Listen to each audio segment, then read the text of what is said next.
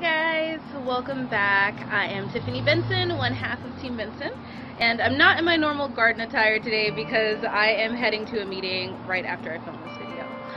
But I just wanted to do a quick video and show you guys what I have growing in my garden, because despite the fact that it's been 111, 110, and now 95, which is a break from the heat, I'm growing green beans. So I want to show you guys the different varieties that I'm growing and which ones are doing good, which ones are not doing good, and which ones and what they need.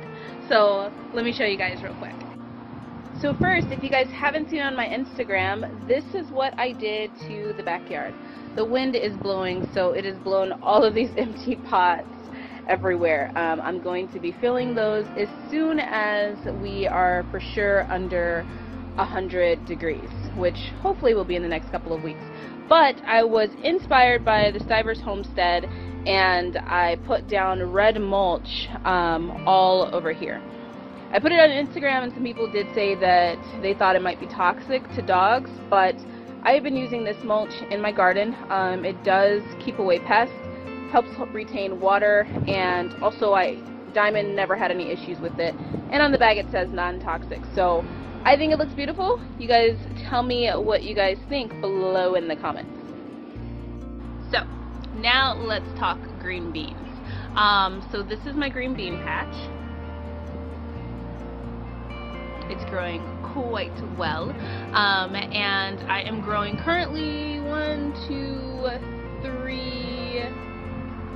4 different varieties right now. Now, one thing that I think that really helped to be able to start germinating and growing the seeds is what I did to prepare my soil. So if you guys have not seen that video, I will link it somewhere here, and I'll also link it below to where you can see what I did to prepare my soil. Because green beans don't typically like 110 degrees, which is what it's been for the past month. So hot. So I have been able to germinate and grow my green beans without a lot of issues. Now, there were a couple of things that happened. One, I went on vacation and my friend watered everything, and he did an amazing job. Everything germinated. I had 100% germination rate, but the day I came back, I had to work and I totally forgot to water my garden, and that one day of not watering my garden cost me like half of my blue lake bush beans, which absolutely 100% do not like the heat. So make sure that if you are going to grow green beans in the summer, that you keep them watered. Water them, water them, water them, water them. Okay, so over here we have some rattlesnake beans, some pole beans. The nice thing about these, and there are also some right back here too as well, is that they're going to trellis over my arch, which is going to be nice, and also up that trellis too as well. But these are Arizona type pole beans, so they are used to the climate. I actually got these seeds for free at the library, and they were grown in Arizona, and they're used to the climate, and as you can see, they are doing quite well over here. So along here are the purple beans. I've never had these before. I've never tried them. I have them here, and I also have a row of them here and right there.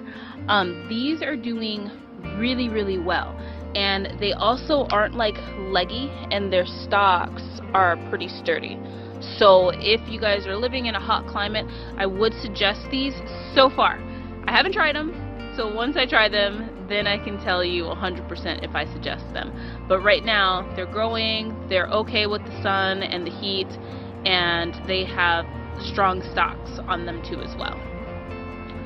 So what's not as happy are my blue lake bush beans. Now, I do grow these really, really well in the fall, like later in the fall. Normally I plant them in about October, but I wanted to see if I can get them early, to see if I can get a crop of them early. These are the ones that when I forgot to water, they did not like it. I also forgot the shade cloth one day, and it didn't like that as well. The other problem is that they're growing really, really leggy. So unlike these ones that have a really good, strong, sturdy stalk on them, these ones do not. So the last style I have growing is the Kentucky pole beans. These ones, so these are the ones that are here. As you can see, they are really hurting. They got a little bit direct sun because I didn't have the shade cloth proper, like how it is now, because I was being lazy. So those ones I actually replanted. Now I did an experiment with these. I had purchased seeds from the store and I grew them last year. And then I saved those seeds and then I replanted those seeds and the ones I grew from last year.